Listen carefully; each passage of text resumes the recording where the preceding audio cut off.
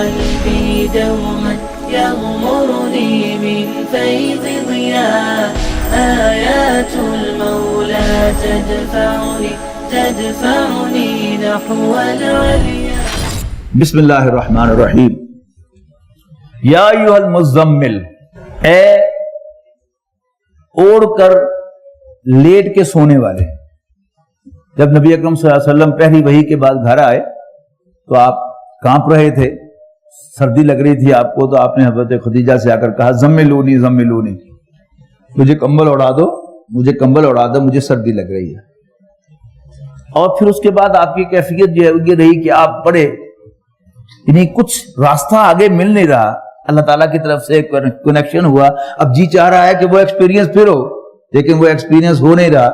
تو آپ جو ہیں وہ کمبل لیٹ کر، جیسے کوئی آدمی ذرا بیمار سا ہو جاتا ہے نا، اور کچھ لیتھارجک سا محسوس کرتا ہے کہ اسے کچھ راستہ نہیں مل رہا اور سوچ میں گہرا گم ہوتا ہے، تو یہ رسول اللہ صلی اللہ علیہ وسلم کی کیفیت کی، جس کا نقشہ کھینچا ہے یا ایھا المزمل، اے کمبل اوڑھ کے لیٹنے والے، قم اللیل الا قلیلا، کھڑا ہو جا رات کو مگر تھوڑی رات، نصفہ ہاف آف اٹ او انقص منہ قلیلا، یا اس سے بھی تھوڑا سا کم کر لو، او زد علیہ، یا اس پر کچھ بڑھا لو، ورتل القرآن ترتیلا، اور قرآن کو پڑھو میلوڈیس وائس میں یا ٹھہر ٹھہر کر. ترتیل کے دو ترجمے کیے گئے ہیں، ایک ہے کہ عام جو ترجمہ ہے وہ ہے تھوڑا تھوڑا ٹھہر ٹھہر کر، لیکن پروفیسر عبداللہ یوسف علی صاحب نے اس کا ترجمہ کیا and recite from the Quran in a melodious voice.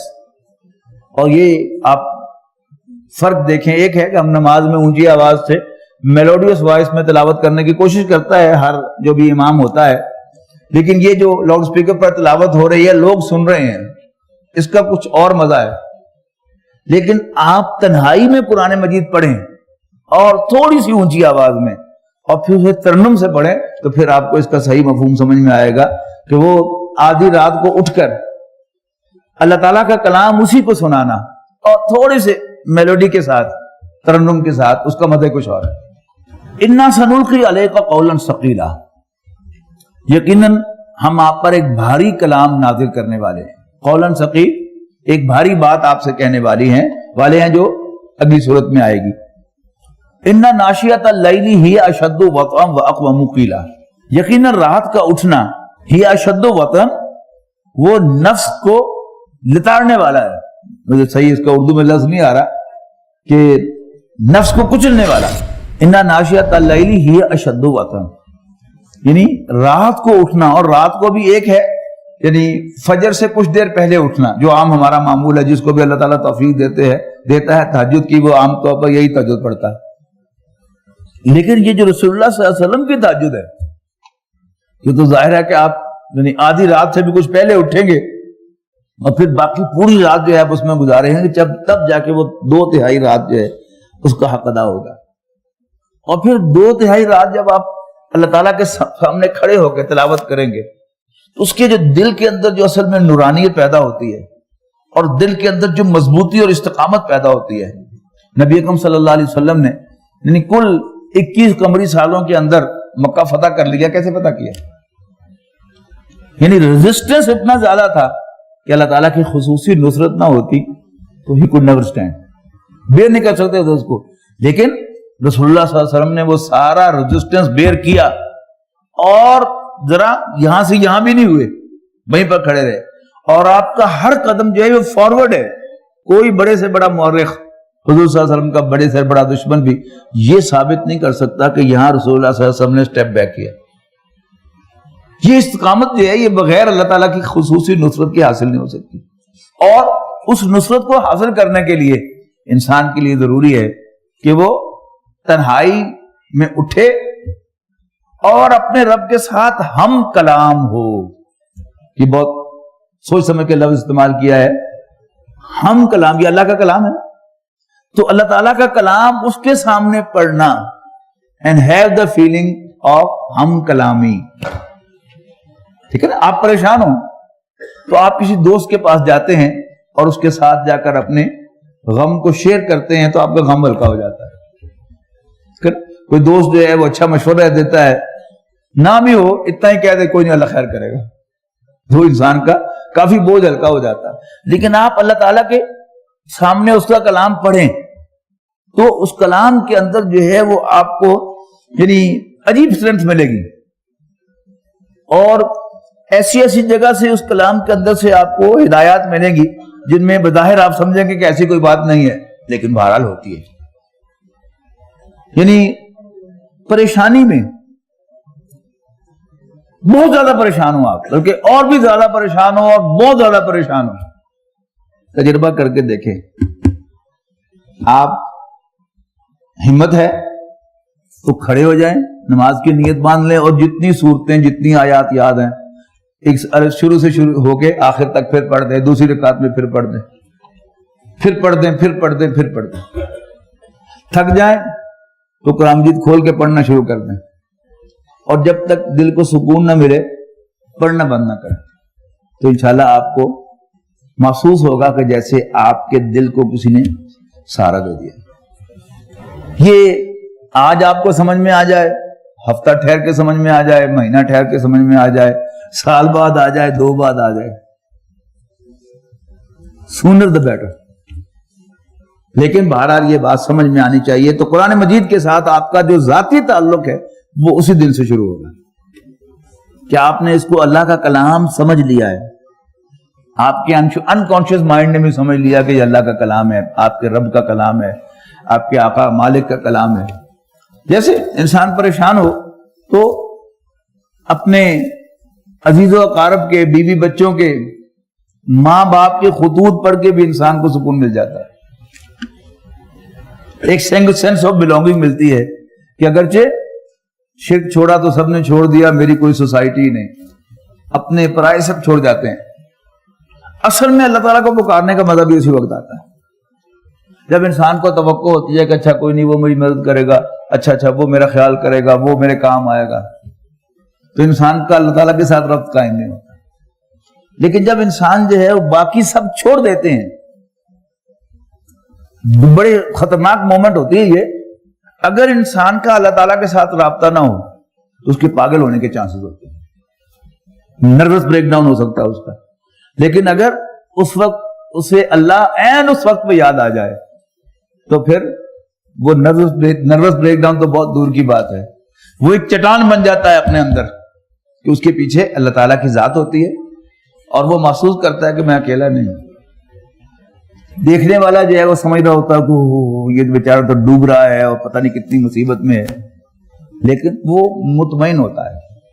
اور ہماری تاریخ میں ایسی ایسی گواہیاں ہیں کہ انسان جو ہے ان کو سوچ بھی نہیں سکتا.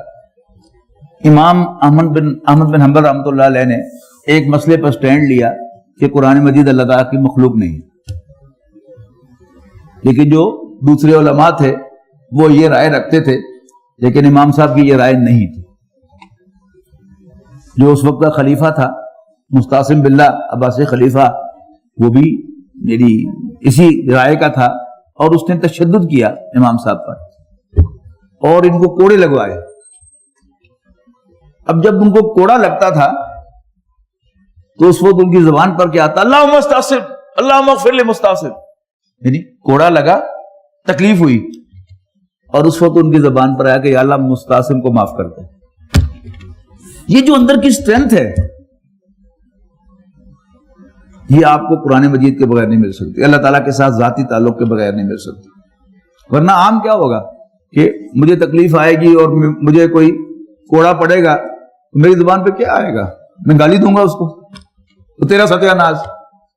لیکن کوڑا پڑنے پر یہ کہنا کہ اللہم اغفر لمستعصم, یا اللہ مستعصم کو بخش دے, یہ اللہ تعالیٰ کے ساتھ مضبوط تعلق کے بغیر ممکن نہیں ہے. اور پھر کہتے تھے کہ ان جنتی مئی, تو میری کھال ادھیڑ سکتے ہو لیکن میری جنت مجھ سے نہیں چھین سکتے. وہ جنت کیا ہے؟ امن, سکون, اطمینان, سکون قلب, وہ نہیں چھین سکتے. تو سکون قلب جو ہے وہ اللہ تعالیٰ کی معیت سے حاصل ہوتا ہے. تو ان ناشیۃ اللیل ہی اشد وطئا واقوى مقیلا ان لک فی النہار سبحا طویلا. اے نبی یقیناً آپ کی دن میں بہت سی مصروفیات ہیں, فاذکر اسم ربک وتبتل الیہ تبتیلا, اور یاد کر اپنے رب کا نام اور اسی کا ہو کر رہ جا سب سے کٹ کر. واہ واہ. رب المشرق والمغرب لا الہ الا ہو، جو مشرق و مغرب کا رب ہے، اس کے سوا کوئی معبود نہیں ہے. فاتخذہ وکیلا، اسی کو کارساز سمجھنا. واصبر علی ما یقولون، اور جو کچھ یہ کہہ رہے ہیں اس پر جھیلنا، صبر کرنا، برداشت کرنا. واہجرہم ہجرا جمیلا، اور ان کو بھلے طریقے سے نظر انداز کرنا. وذرنی والمکذبین اولی النعمۃ ومہلہم قلیلا، اور چھوڑ دو ذرا مجھے کہ میں نبٹ لوں ان جھٹلانے والوں سے جو بڑے خوشحال ہیں.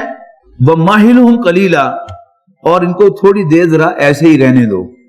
ان لدینا انکالا وجحیما، یقیناً ہمارے پاس ان کے لیے بھاری بیڑیاں اور بھڑکتی ہوئی آگ ہے. وطعاما ذا غصۃ وعذابا علیما، اور حلق میں پھنس جانے والا کھانا ہے اور دردناک عذاب ہے. یوم ترجف الارض والجبال، یہ ہوگا اس دن جب لرز اٹھے گی زمین اور پہاڑ. وکانت الجبال کثیبا مہیلا، اور پہاڑ ہو جائیں گے ریت کے بھربھرے ٹیلوں کی مانند. انا ارسلنا الیکم رسولا، یہ بڑی اہم آیت ہے. مکے والو، انا ارسلنا الیکم رسولا شاہدا علیکم کما ارسلنا الی فرعون رسولا. مکے والو، ہم نے تمہاری طرف ایک رسول بھیج دیا ہے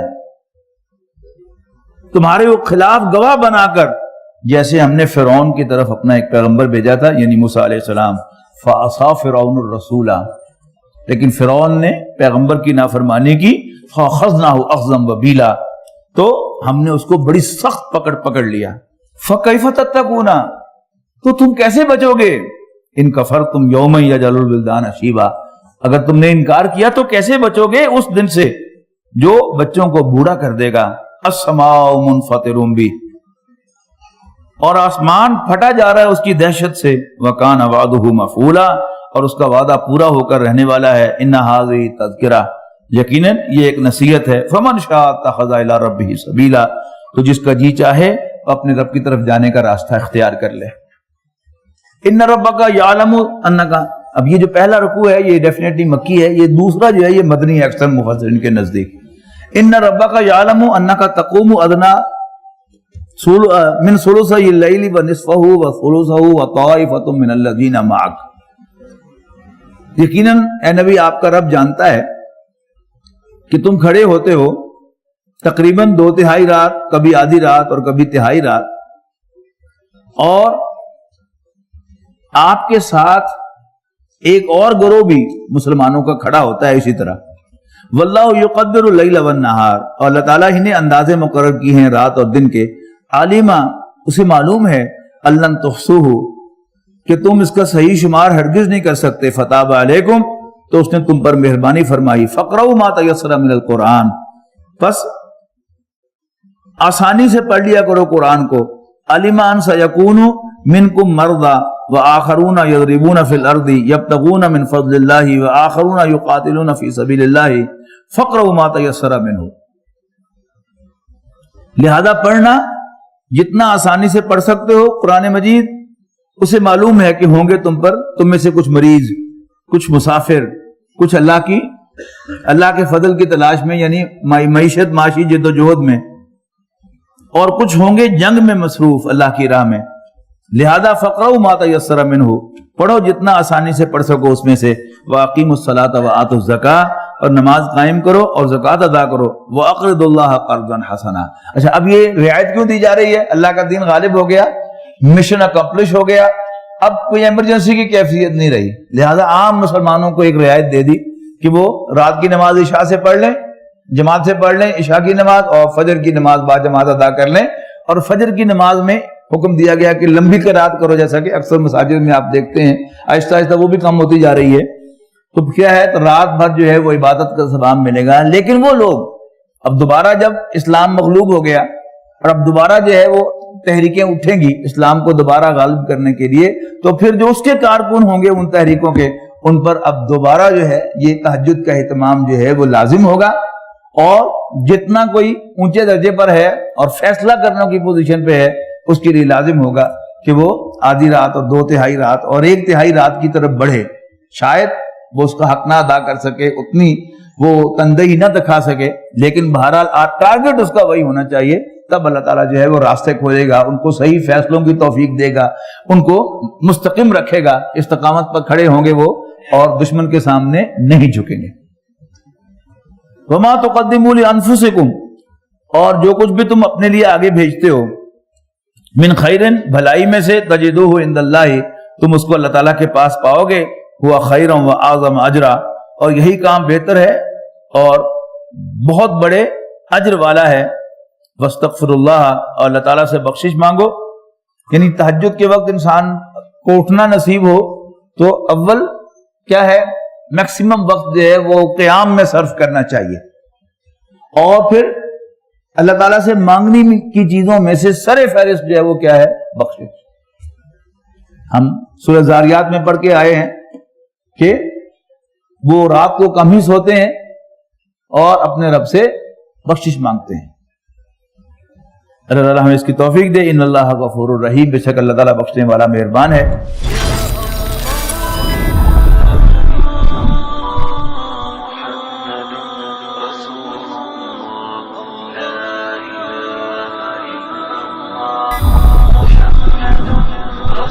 يا